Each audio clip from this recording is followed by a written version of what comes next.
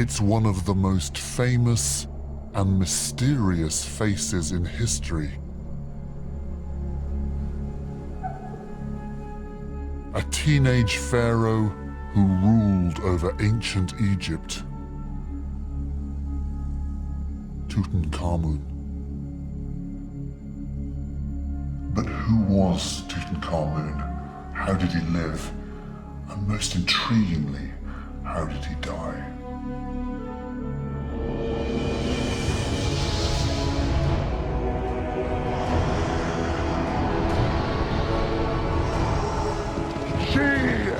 For decades, there have been many competing theories about how Tut died.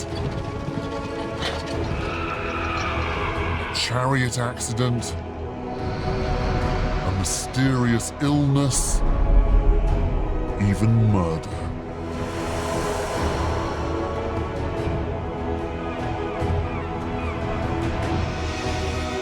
Now, we're getting closer to solving this mystery.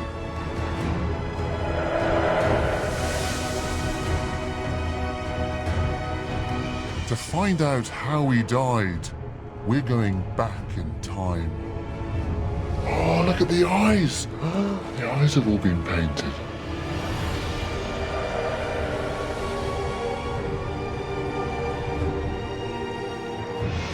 Using 21st century science, we'll be carrying out a virtual post-mortem on the pharaoh's body. It's just mind-blowing, the views that you get. And looking at conclusive DNA evidence to expose a shocking family secret.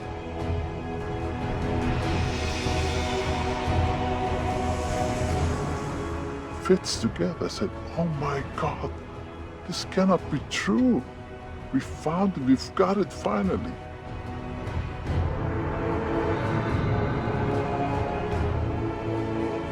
For the first time, we'll reconstruct the entire body of the boy king and reveal a revolutionary new theory of what really killed Tutankhamun.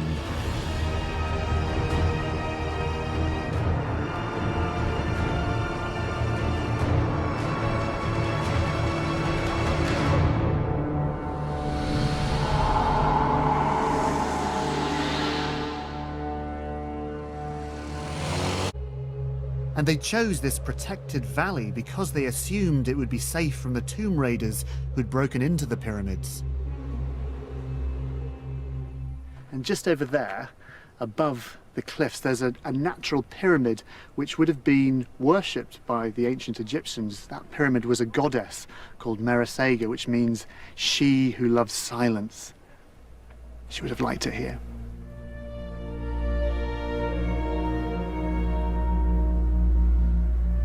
Over the centuries, thieves managed to raid all of the tombs in this valley, except one. This one.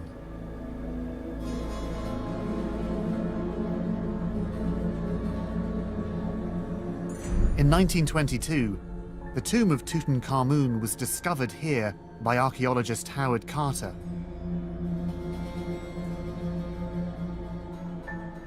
Inside was a breathtaking treasure trove that made the name Tutankhamun known across the world. Given that he's so globally famous now, we actually know remarkably little about Tut's life, and that's partly because his reign was cut short when he was around about the age of 19, but it's his cause of death that's become one of Egypt's most enduring mysteries.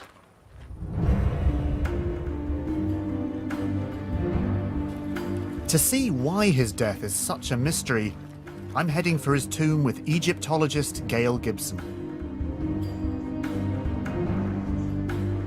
They would have had to dig all this out. Every bit of it, wondering every minute what was at the end.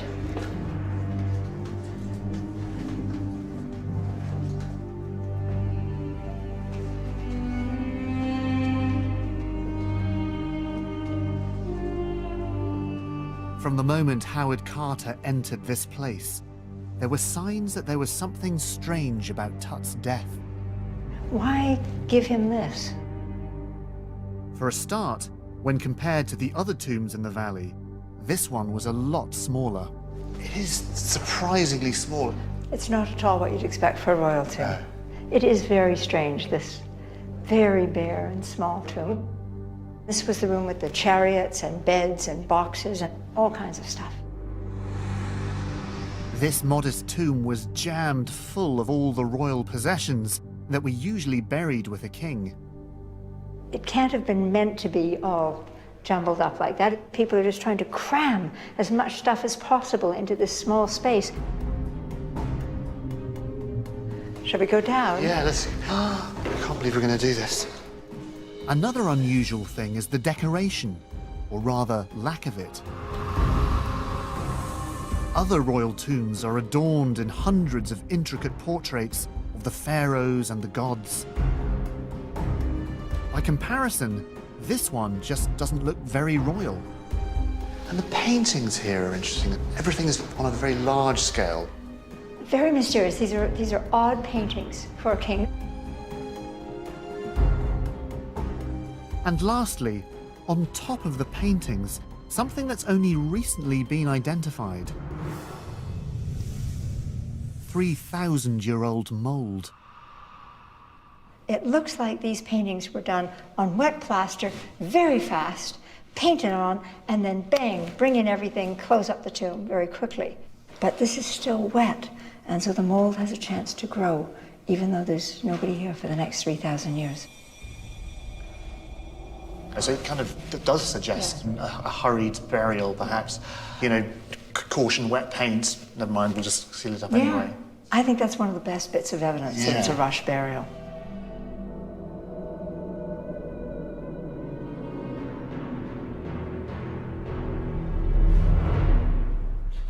And in another corner, still resting in his tomb, is the mummified body of Tutankhamun himself.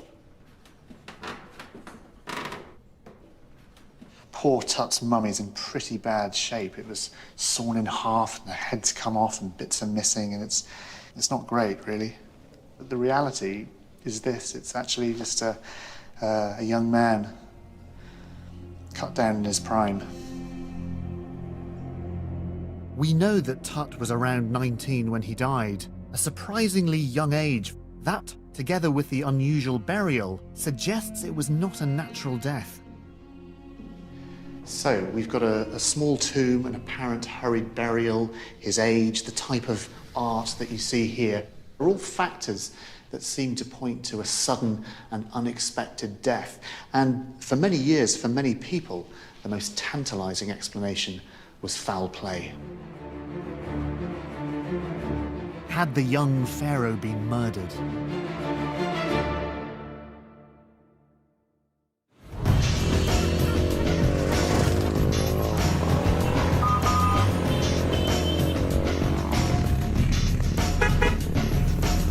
Hi there, how are you? If he was murdered, then there must have been a motive. To try and find one, I'm leaving the bustling city behind. Come on, let me see you do a dive. Hi. Okay. I'm heading 200 miles down the sacred River Nile to a remarkable place, Amarna.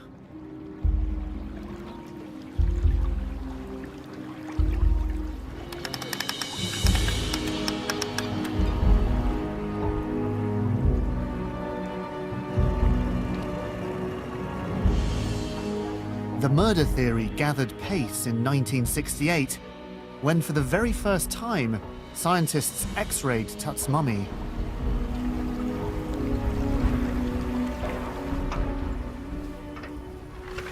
I've got an actual X-ray of Tut's head, which got people excited. And here you can see these intercranial bone fragments just there, that white spot.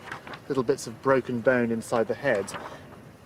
These things were interpreted as possible evidence for a blow to the head.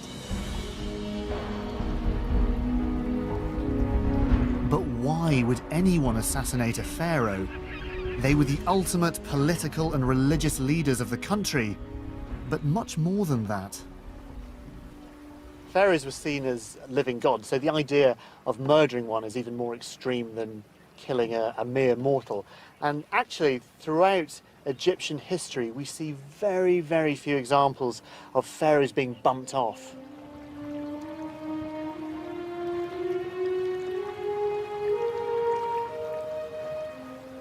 So to murder Tutankhamun, someone must have had a very strong motive.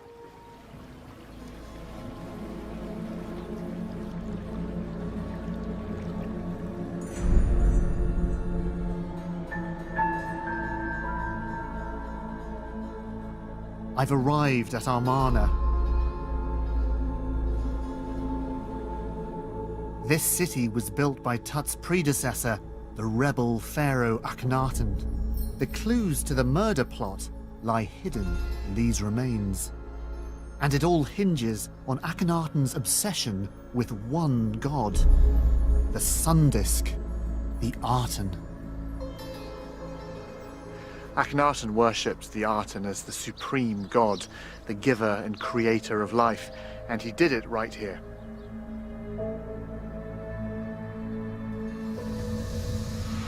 Records show that Akhenaten even had religious visions, so powerful that he built this entire city in the desert and made it the new capital.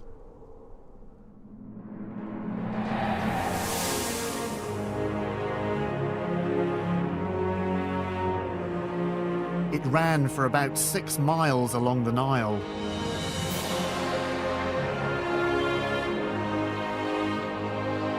There were rich palaces and lavish homes, and at its heart, a vast temple to the sun god, the Aten.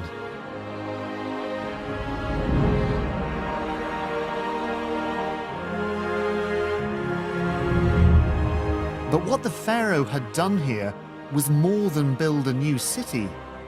He'd created a new religion, with the Aten as the supreme god.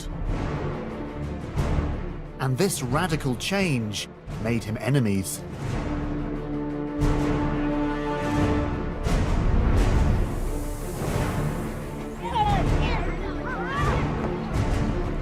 When Akhenaten died, the young Tutankhamun inherited a country in chaos and many powerful enemies.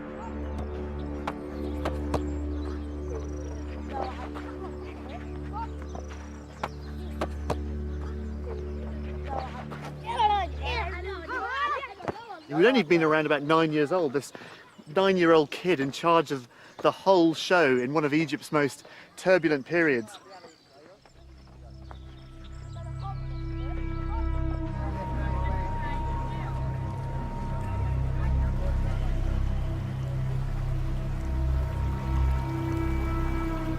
The murder theory suggests that when Tut reached maturity, his advisors, fearing for a loss of their own power, or perhaps wary of a return to the previous regime, had him killed.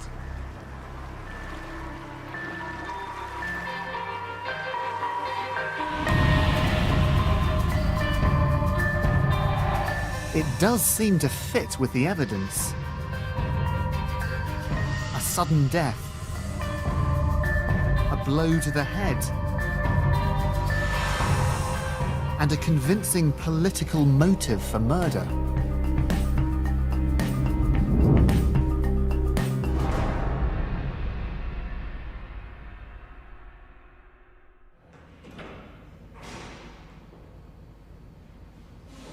But now new scientific evidence is challenging this. I'm about to attend an autopsy, a virtual autopsy, on Tut's 3,000-year-old body.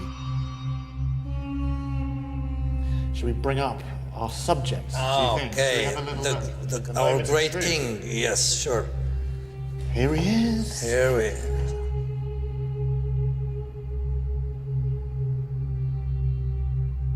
This state-of-the-art technology creates detailed 3D images of Tut's mummified remains. It's just mind-blowing, the views that you get. You can get three-dimensional image, bones and soft tissues. This is unique. So it's almost like we're looking through the body. We're such Yeah, you're going like sections and sections. Radiologist Professor Ashraf Salim is about to conduct a virtual post-mortem of King Tutankhamun. Just to start with the beginning here, that we can see that the mummy is in a very bad state. The whole body is cut into pieces. Hundreds of fractures, probably when they tried to remove the heavy golden mask that was stuck to the chest and the abdomen of King Tut, and was stuck with like a glue. As we begin, there's a key question I want answered. Was Tut murdered by a blow to the back of the head?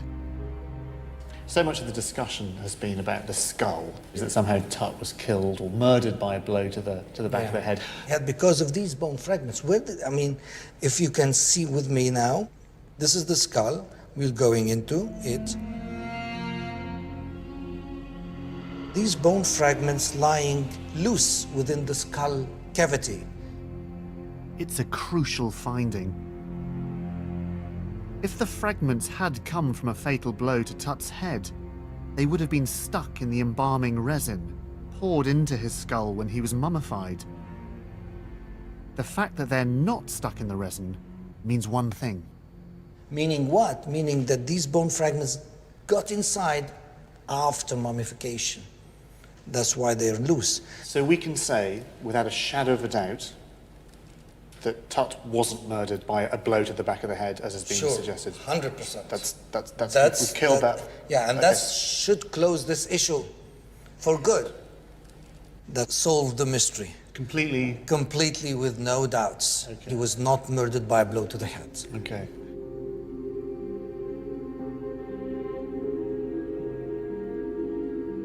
So if it wasn't murder, then what killed him? This is the whole mummy in front of us on the big screen. Our virtual autopsy has further clues. All the bones are fractured. Most, if not all, 99% of the fractures were induced post-mortem. The virtual autopsy shows the clear evidence that these bones were broken after Tut died. A huge amount of damage was done when the mummy was moved by Howard Carter. Are there any breaks that we can categorically say this happened before he died? It's only one site that we could say that. It's the knee. This is the fracture. So this is the fracture here, this black area. This black area.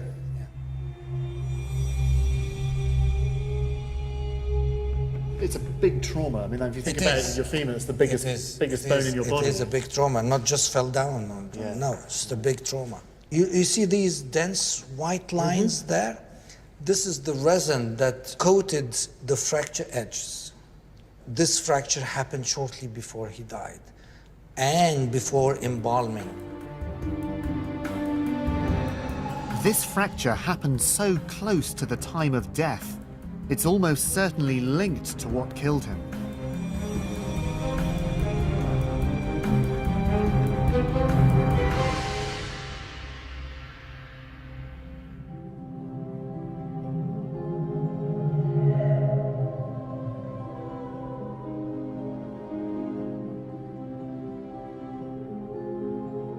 Unfortunately for us, we have a unique window into the life of this pharaoh.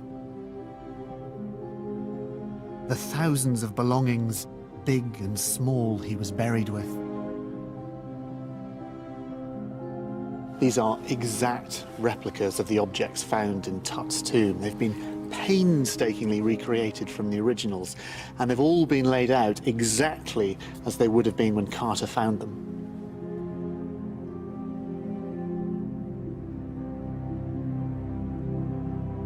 Because, like all pharaohs, Tut was considered a god. He was buried with the things he would need in the afterlife. These objects give us a picture of what really mattered to this young man.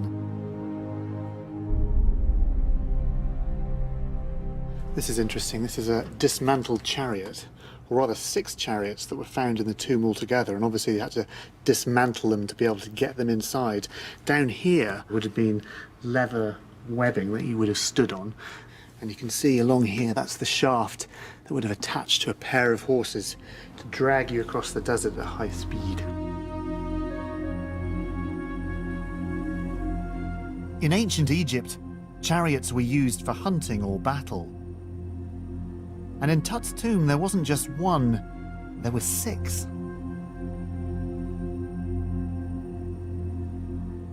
So we know that there is only one injury that could be connected with Tut's demise, and it's this one. It's the fracture just above the left knee. But could a fall from a chariot whilst out hunting or in battle have caused that accident that led to his death?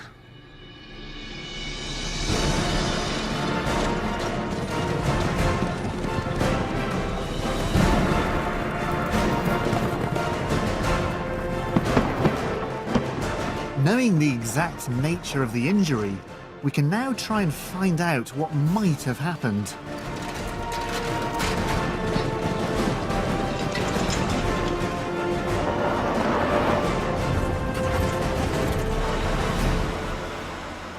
Helping me is Professor Albert Zink, a world authority on ancient mummies, and Dr. Richard Frampton, a crash injuries expert.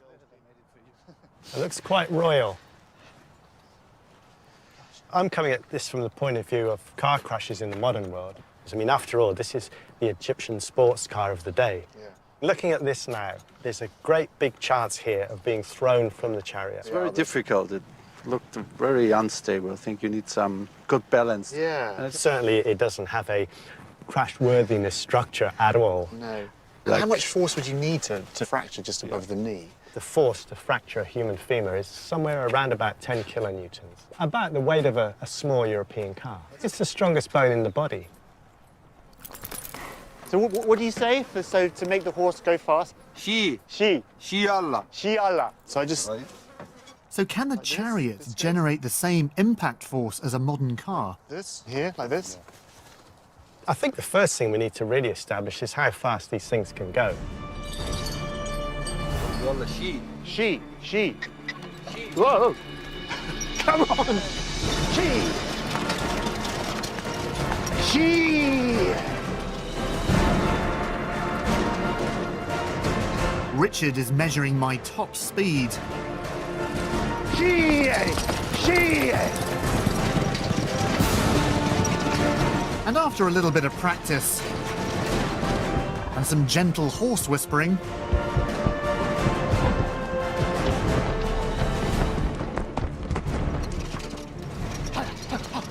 Yeah, this is good, this is good. 10, 21, 21, 21.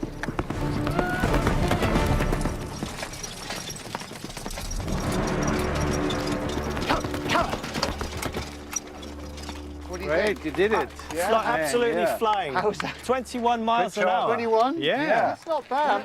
If I'd come off, and I didn't, thankfully. That kind of speed, coming off onto a hard surface, any type of bone fracture is possible, really.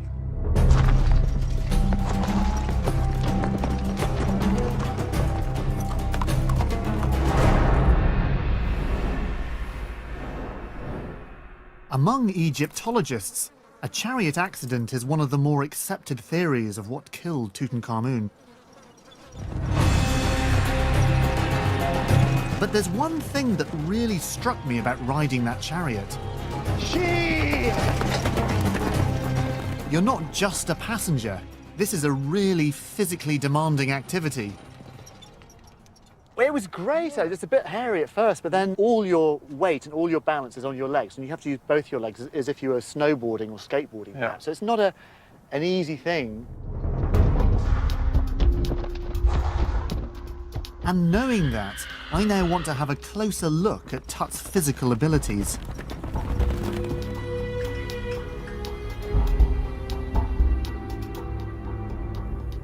And that means a closer look at the virtual autopsy. You see here, now look at this. When you really examine his feet, you can see that the left foot is bent and twisted. Now, these bones, they're crowded, especially at the bases. So it's basically like these bits, if you like, are being sort of squished together. Exactly. The toes appear more or less divergent. They're sort of sticking out at a bit of an angle. Exactly. I mean, what would we call this in sort of layman's terms? Layman terms, we call it the clubfoot. The clubfoot, we can see it here. Let me have a look. A club foot is a bone deformity that would have caused Tut's foot to twist under his body. And what would that have meant for him? He would have had difficulty walking. Yes, He walked with a limp. definitely he was limping at that time heavily. Right. But there are even more problems with his foot. Next, he developed a new disease while in the adolescent age, let's say starting from the age of 13, 14, what we call it Kohler's disease. Kohler's disease. Yes, and that's what's meaning, it's necrosis of the bones. And necrosis means what? It means death, I mean, I suppose. death, Yeah. death of a small part of the bone. That's the area. Kohler's disease is a painful, disabling condition.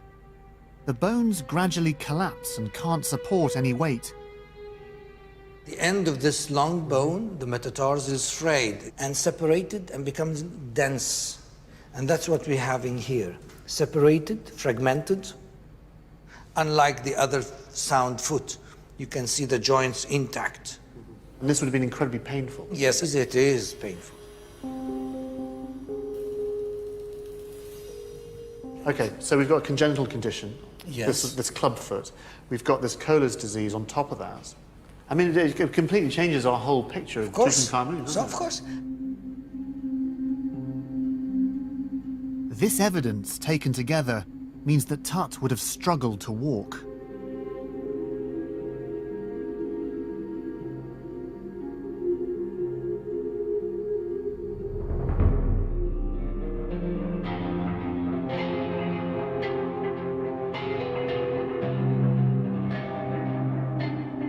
Pharaohs, of course, like to portray themselves as great warriors and heroic leaders.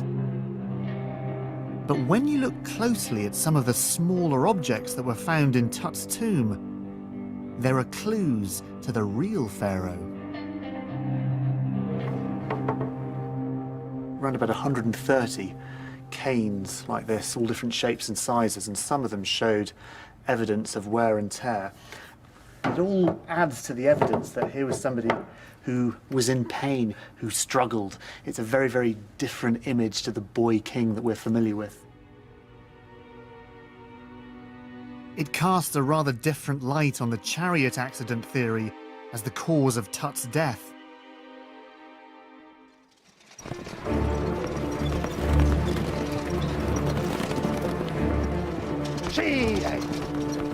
I've experienced how physically demanding it is to balance and steer a chariot. So how could Tut do it with his acutely painful condition? I can't do it with two legs, let alone one leg. Yeah, I think it's almost impossible. Okay, so this condition on the foot, you reckon he would have been in a lot of pain and wouldn't actually have been able to put any pressure on it? Yeah, so the CT scans showed that he had a so-called Köhler syndrome. Yeah. It's an acute inflammation of the foot bones. So for me, it's very difficult to imagine that somebody with such a disease, with the acute form of the disease, steps on a chariot and even riding the chariot. So in my opinion, it's almost impossible that King Tut did ride the chariot and had an accident.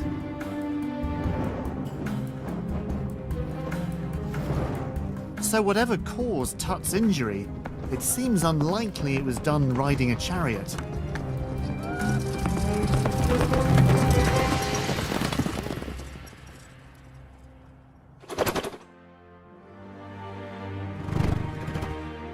The evidence shown in the virtual autopsy has cast serious doubt on some of the more popular theories of Tut's death.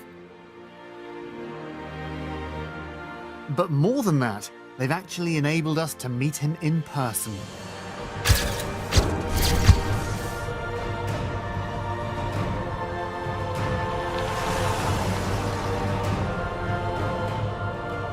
Using forensic reconstruction techniques, we've recreated Tut's face and his entire body.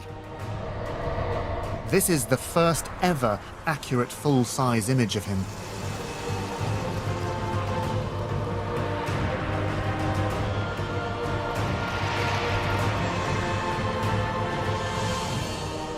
This is the real pharaoh, the boy behind the golden mask.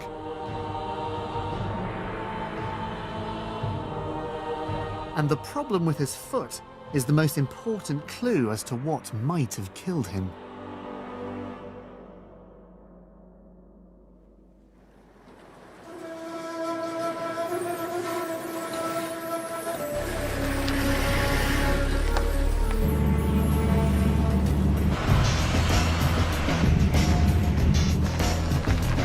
The revelation of Tut's foot has opened up a new line of inquiry. It's a defect that can be genetic and could have been passed down by his family. I need to investigate Tut's family background. Until recently, all we had to go on was statues and written records and monuments. But actually, the Egyptians left something even more valuable. They left themselves. I'm traveling 7 hours south of Cairo, deep into the Sahara Desert, to the Valley of the Golden Mummies.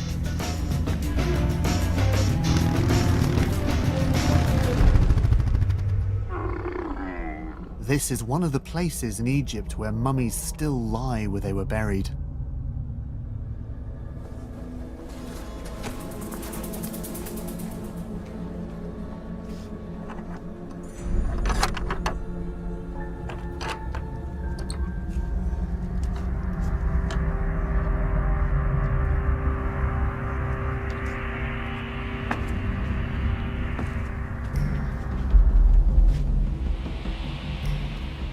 Oh my God, look at these mummies. It's just mummies just stacked up. Jeepers creepers, this is the stuff of nightmares right here.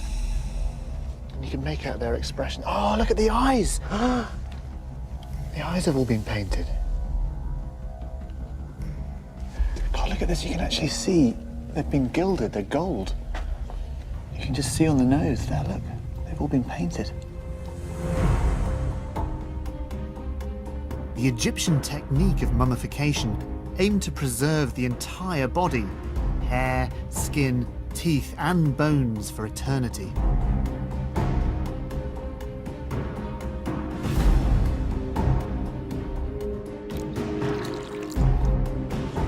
And recently, a new science has opened a door to the time of the pharaohs. So you can make 40 minutes enough. It's now possible to extract and accurately analyze traces of ancient mummy DNA.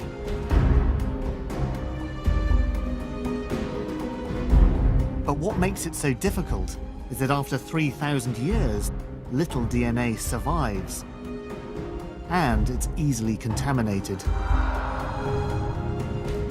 So Professor Zink had to go deep into the bones to get his samples. And he extracted DNA from the most famous mummy of all.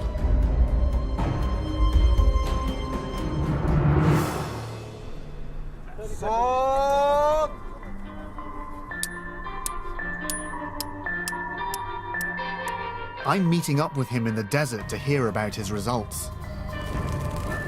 The DNA has given us for the first time the chance to find out for certain who Tut's mum and dad were.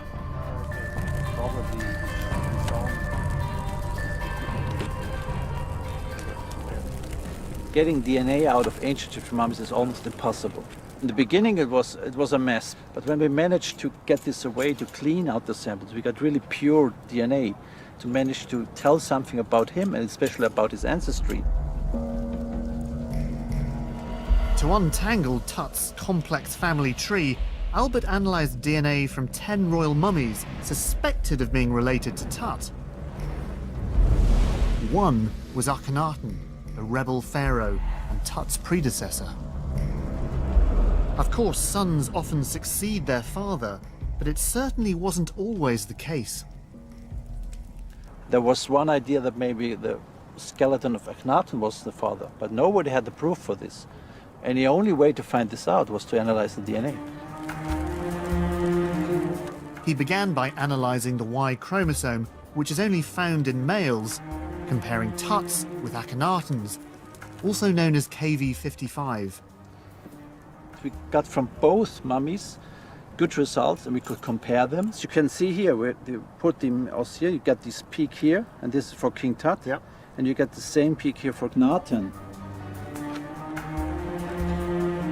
The match of the Y chromosome established there was a blood relationship between Tutankhamun and Akhenaten. But this only shows you whether they are paternally related. That means they could be also father and grandson, they could be father and cousin, father and brother. So we need to go to the next step and make a complete genetic profile, a genetic, so-called genetic fingerprinting. Yeah. Okay. So it's not just the Y chromosome. It's a whole battery of different exactly. tests. Okay. We compared the genetic fingerprint of King Tut and KV55. And in every one of these we have the same marker in King Tut and KV55. And these two results clearly showed that they are father and son. Professor Zink had proved who Tut's dad was. It fits together. I said, oh my God, this cannot be true. We found it, we've got it finally. So there's no doubt, there's no debate anymore. There's no debate anymore.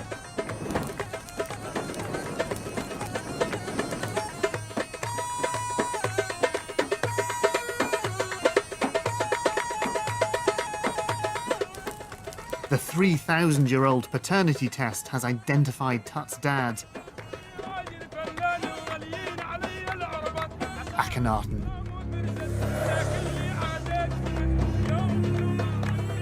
But that's only one half of the puzzle.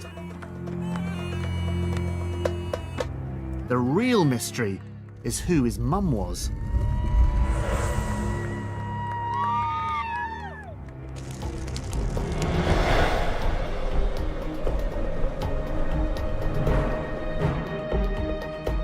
No one's been able to identify her from records.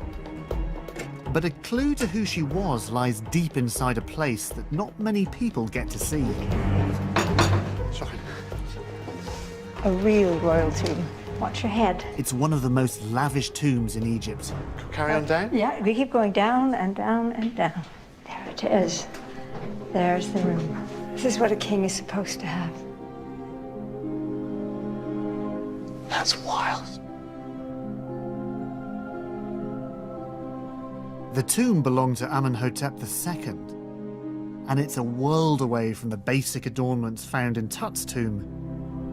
When it was discovered, did they actually find the king himself? Yes, he was in his own sarcophagus right there, which is pretty wonderful. It's amazing, isn't it? Yeah.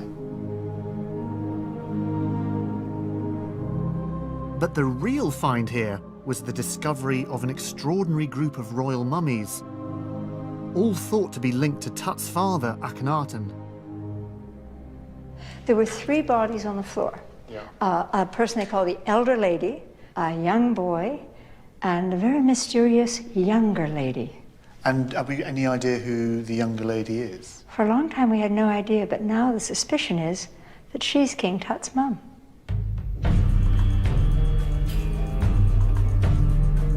This younger lady is a truly mysterious person.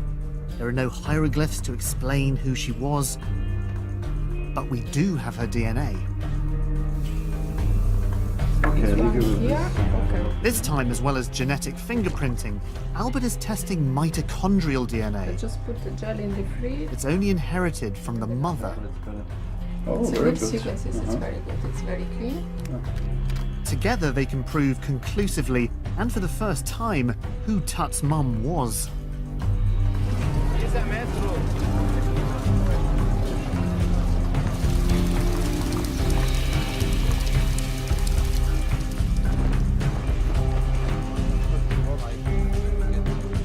reveal the results, we're going to the famous Egyptian Museum in Cairo to meet the younger lady face to face. So here we are. Here we are. Gosh, she's in pretty bad shape. But maybe it's because she had a big injury in the face here. And the pattern of the injury is typical for a horse kick.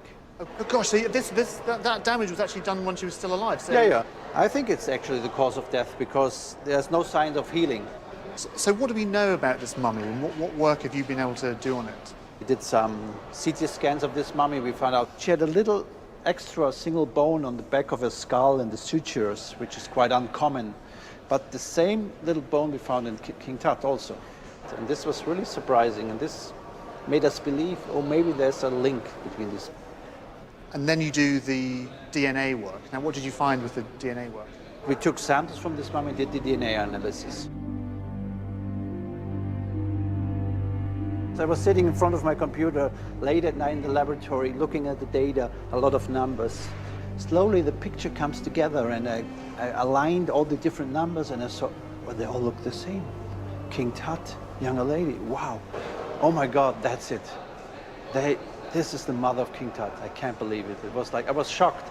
I cannot believe it, this is true. We really found out who is the mother of King Tut. I mean, that's a huge discovery. This is really more than a dream come true. I think it's the most important findings I made in my life.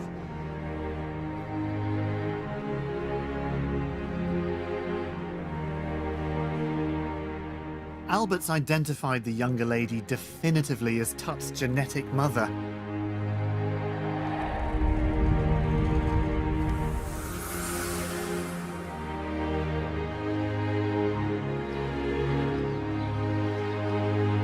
We're finally getting closer to Tutankhamun and his relatives, catching glimpses of them not as great rulers or gods, but as a family. This is the tomb that was probably meant for the younger lady.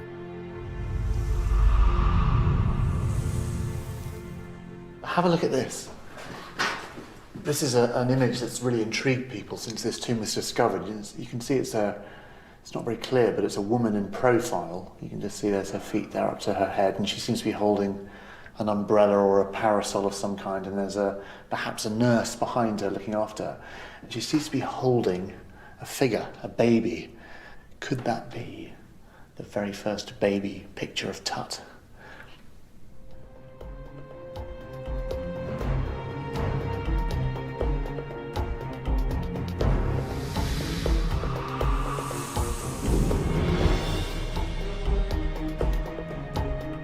The DNA results identified the members of Tut's family, but they also uncovered something completely unexpected about his parents.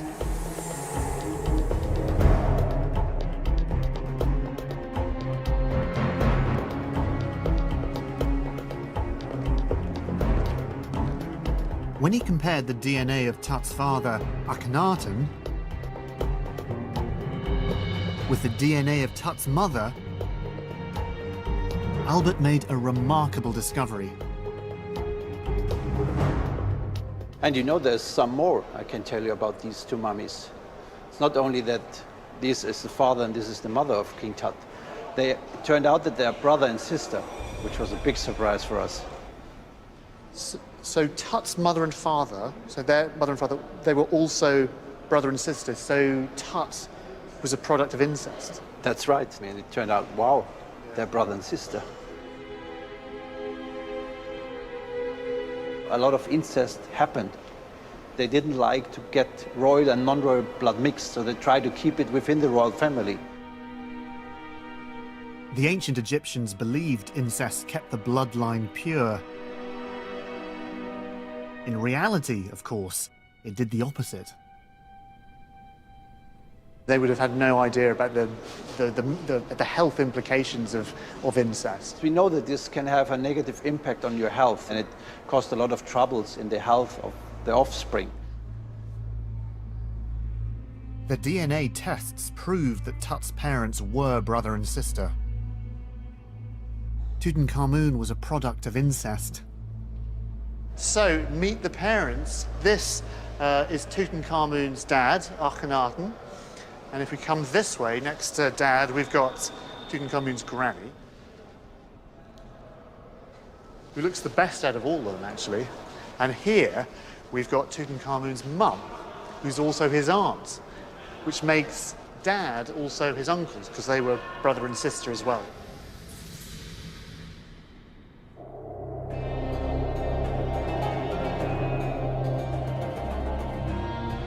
A fascinating picture is starting to develop.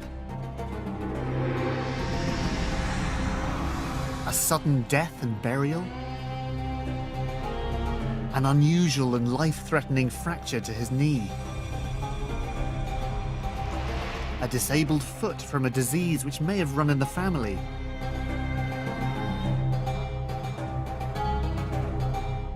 And incest, which dramatically increases the chance of inheriting certain diseases.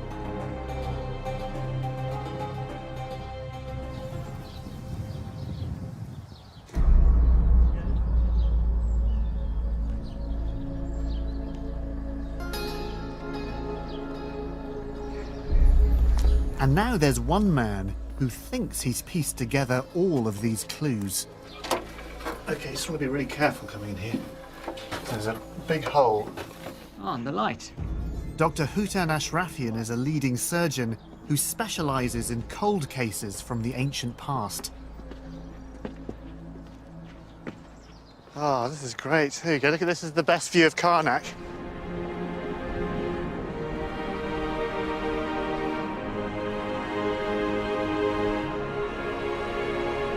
From this vantage point, we can see the whole of Karnak beneath us.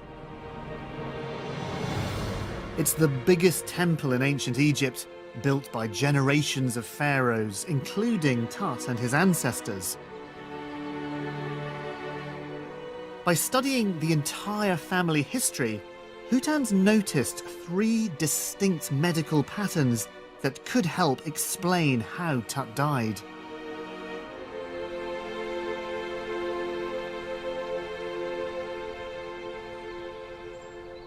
The family are very interesting in that they all died relatively young. We know that Akhenaten died early. We know that Tutankhamun, his son, died early. We know that the great-grandfather died relatively early. They died at a sequentially younger age.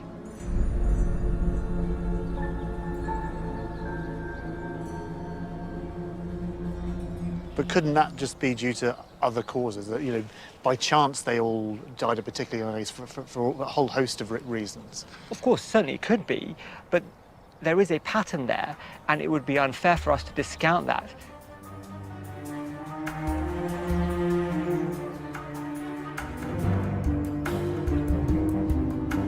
The fact that each generation died younger than the previous one could be an indication that there's an inherited disease running through the family.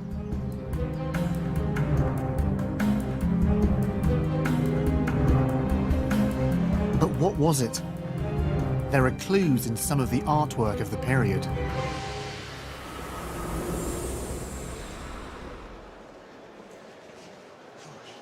So this is Tut's dad, we think. So this is the statue of Akhenaten. Let's have a look at him. And, you know, clearly this is not a male form. I mean, it does look very feminine, wider hips. This is meant to be a pharaoh, but he doesn't look like a normal man. Looked through a medical doctor's eyes, this is not just a statue, it's a symptom. But aren't we just seeing an exaggerated, stylistic, symbolic art style? It could be, but actually we know that Akhenaten himself during his lifetime asked for things to be depicted according to real life. Yeah. And so if we take that on board, then clearly this figure's abnormal. These feminized features like wider hips and enhanced breasts suggest some kind of hormone imbalance, and they appear throughout the generations, including Tut himself. It's a hormonal condition which can be passed down through the genes that will cause them to look like a woman.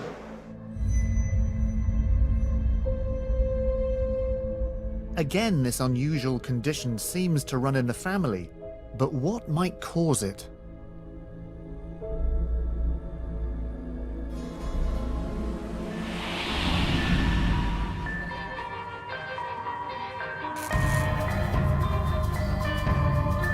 To narrow it down, Hutan's identified another pattern.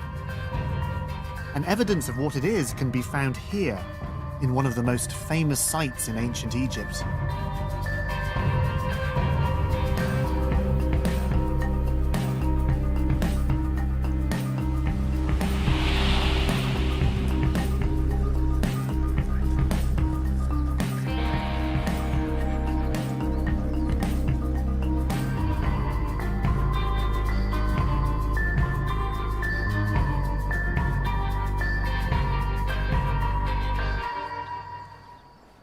I wonder how many photographs have been taken of that view. Tourists have been coming here for millennia just to marvel at the scale of it all. Empires have come, empires have gone, and the Sphinx has witnessed it all.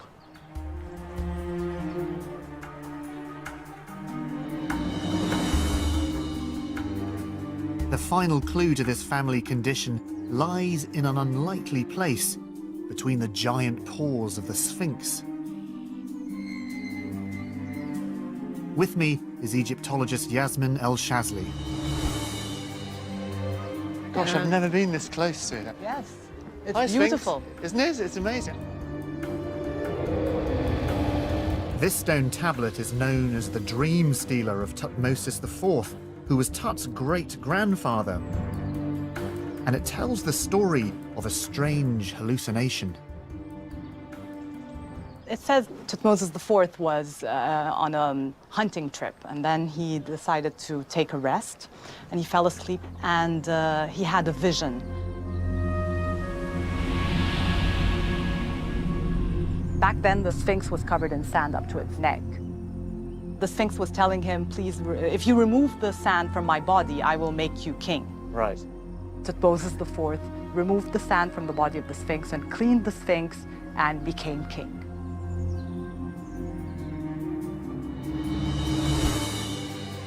It could simply be a symbolic political statement, but if literally true, it suggests that Tut's great-grandfather had a powerful vision. Akhenaten, Tutankhamun's father, is also recorded as having similar religious visions.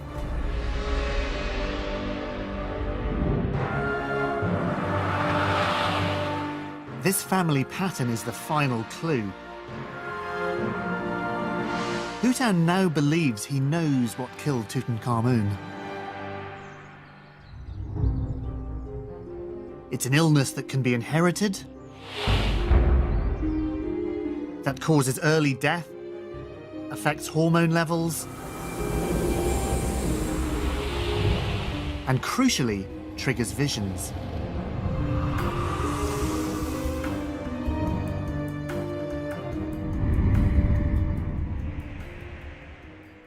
It can even explain the fracture in Tut's knee. Adding together everything that happened in his life and his whole family line, if we add all of that together and we say, what could describe this condition? And we have now the tangible evidence from the body with a fracture. The only thing that adds all those things up at the moment is that he might have had temporal lobe epilepsy.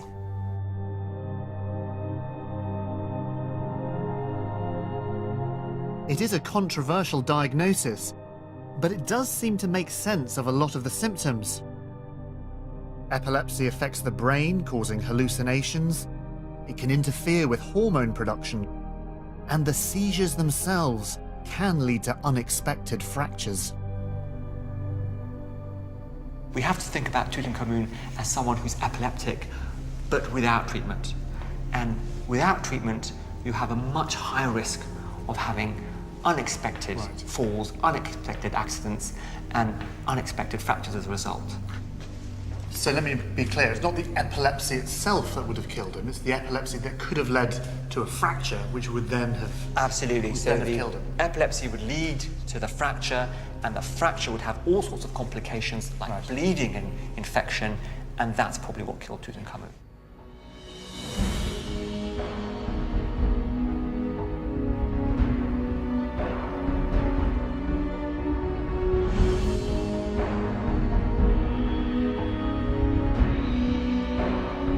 It is a radical new solution to this 3,000-year-old mystery. An illness passed on to him from earlier generations and made worse by being the product of incest.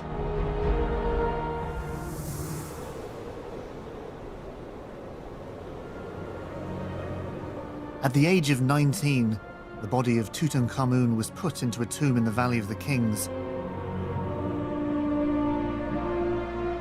where he remained undiscovered for 3,000 years, forgotten by history. But in death, he achieved the goal of every pharaoh.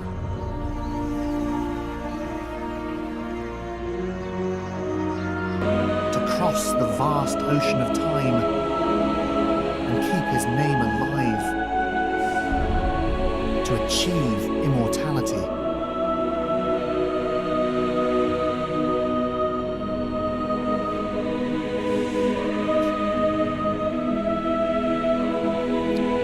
This is much more than just the most famous treasure ever discovered. It's more than just a mask.